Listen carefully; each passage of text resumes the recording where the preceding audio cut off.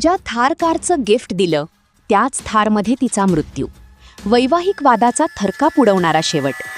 23 वर्षीय अदिला रेहमान बेपत्ता प्रकरणात पोलिसांच्या तपासाला महत्त्वाचे वळण मिळाले आहे. या प्रकरणात पोलिसांनी अपहरण आणि हत्येच्या आरोपांखाली कुर्बान अली आणि त्याचा भाऊ गुल्फाम अली यांच्या विरोधात गुन्हा दाखल केला आहे. मिळालेल्या माहितीनुसार अदिला 25 जूनपासून बेपत्ता होती. कुटुंबियांच्या म्हणण्यानुसार ती LLB परीक्षेसाठी हैदराबादला गेली होती. मात्र त्यानंतर तिचा कोणताही संपर्क झाला नाही.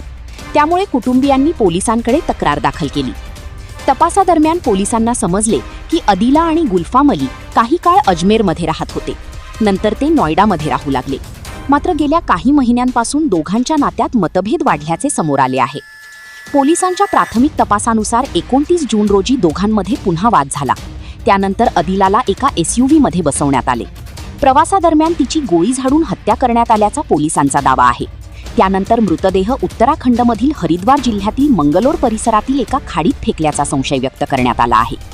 या प्रकरणातील अनेक बाबींचा तपास अद्याप सुरू असून पोलीस पुरावे गोळा करत आहेत. तपास पूर्ण झाल्यानंतरच संपूर्ण सत्य स्पष्ट होणार आहे.